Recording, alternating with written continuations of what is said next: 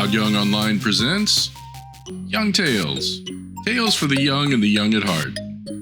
Today's story: Bulfinch's Mythology, King Arthur and His Knights, Episode 19, The Death of Arthur. When Sir Mordred learned that King Arthur had sailed home from beyond the sea, he crowned himself ruler of England and set his seal upon the throne. He sent letters across the realm saying the king was dead, and by false words he won the allegiance of many. He took Queen Guinevere and swore he would wed her and make her his queen. But the lady fled by night, taking refuge in the Tower of London, where she barred the gates and prayed for deliverance. Mordred besieged the tower, his hosts encamped about the riverbank, his engines breaking stone. But word came that Arthur lived, that he had raised the siege of Lancelot and was returning.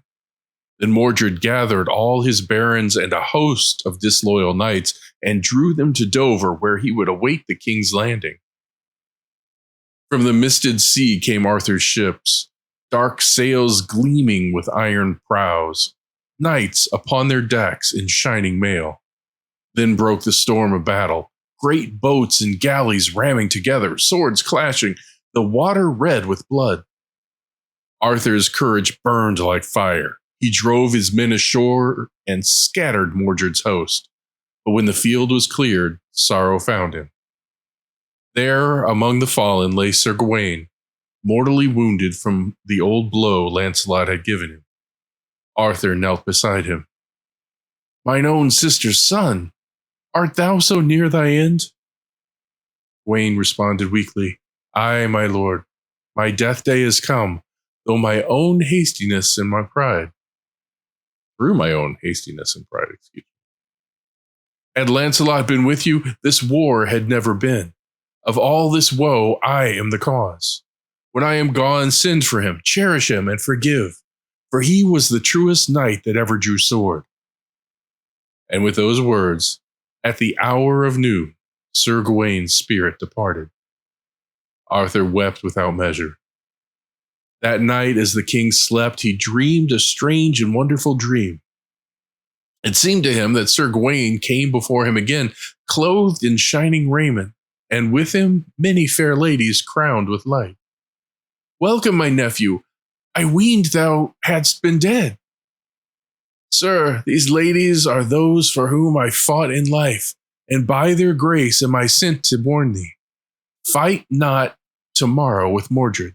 Make treaty for a month's delay, for within that time shall come Sir Lancelot and his knights, who will rescue thee and slay the traitor. If thou break this peace, thou shalt die by fate."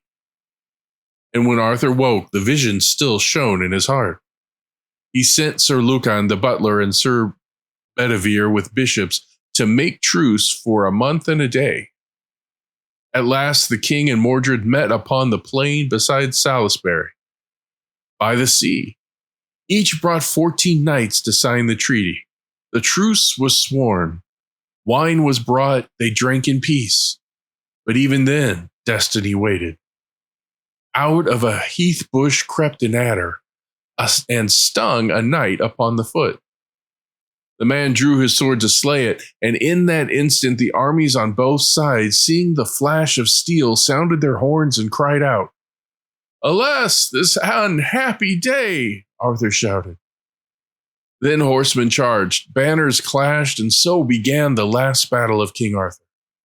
Never was there such slaughter in Christian land. All day they fought till evening fell, and the field was strewn with the dead. Of all Arthur's host, there lived but 2 knights, Sir Lucan and Sir Bedivere, sorely wounded. Then the king beheld Mordred leaning upon his sword among the corpses. "Now give me my spear," Arthur said grimly, "for yonder I see the traitor who hath wrought all this woe." Sir Lucan pleaded, "Sir, let him be. Remember the warning of Sir Gawain. If ye pass this day, ye shall be revenged in time." But Arthur would not be stopped. "Betide me my life, betide me death. Ye shall not escape my hands." Arthur seized his spear and charged. He smote Mordred under the shield, driving the spear through his body. But Mordred, knowing he was dying, raised his sword with both hands and struck the king upon the head, cleaving the helm and wounding him to the brain. Then Mordred fell dead, and Arthur fell beside him. Sir Lucan and Sir Bedivere lifted the wounded king and bore him to a chapel near the sea. Arthur lay upon the stone floor, breathing faintly. Then from the battlefield rose the cry of robbers stripping the dead. Sir Lucan went to see, but his wounds reopened and he fell, his heart bursting in his body. Arthur grieved. Alas, this is to me a heavy sight, that so noble a knight should die for my sake. Then the king said to Bedivere, Take thou my sword, Excalibur, and throw it into the water. Bring me word what thou seest. Bedivere took the sword, and when he looked upon it, the hilt and pommel shining with precious stones, he could not bring himself to cast it away. He hid it beneath a tree and returned. What sawest thou? Said the king. Sir, I saw nothing but waters deep and waves swine. Alas, thou hast deceived me. Go again and do as I command. A second time, Bedivere disobeyed, hiding the sword again. But the king rebuked him sharply.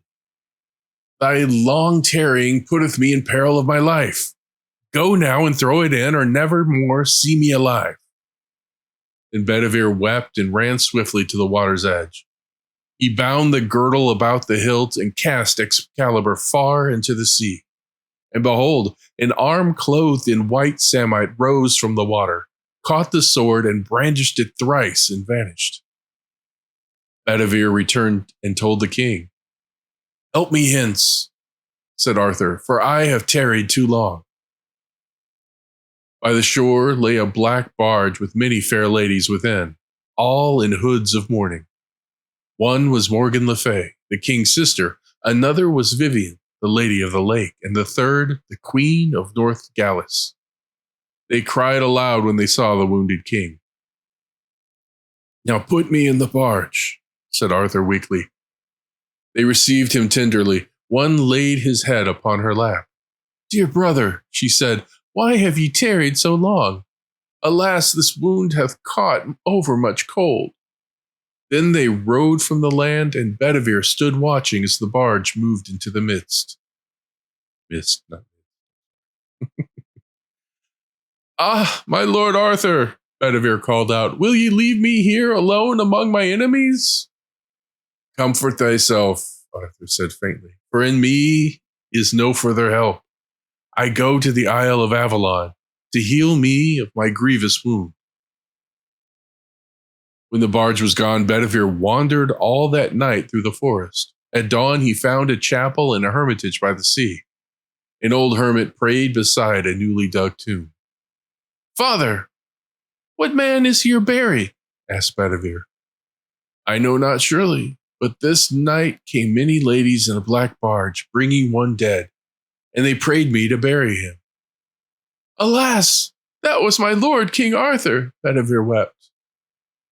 Then he swooned for sorrow, and when he awoke, he prayed the hermit to let him remain. So Sir Bedivere took poor raiment and served the hermit all his days in fasting and in prayer.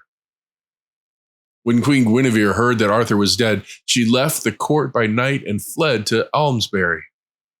There she took the veil among the nuns, wearing white and black, fasting and praying for forgiveness.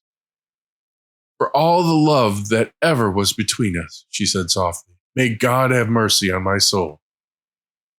And there she ruled as abbess until her death. Sorry. Yeah.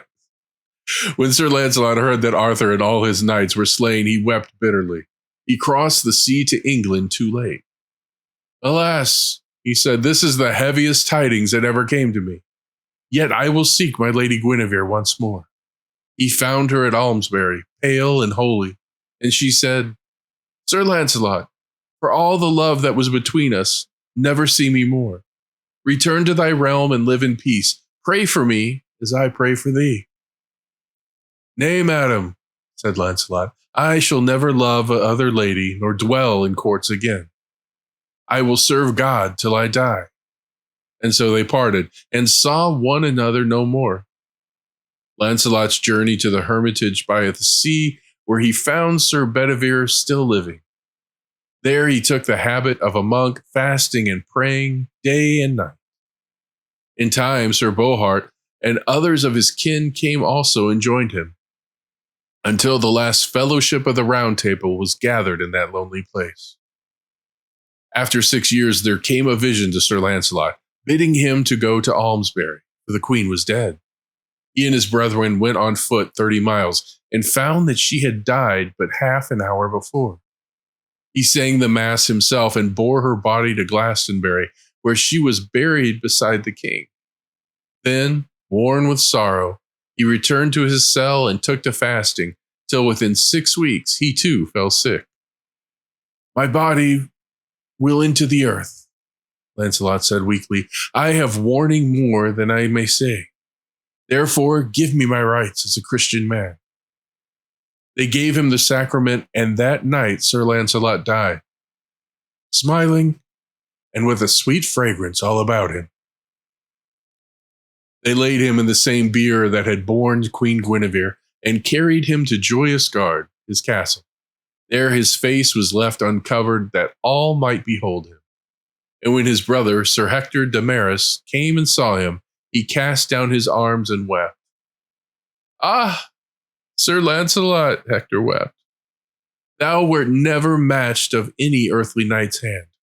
Thou wert the truest friend to thy lover, the kindest man that ever struck with sword, the meekest that ever ate in hall, the sternest to thy foe. Alas, that ever such a noble heart should pass from this world." Thus ended the fellowship of the Round Table, the noblest company of knights that ever the world shall see.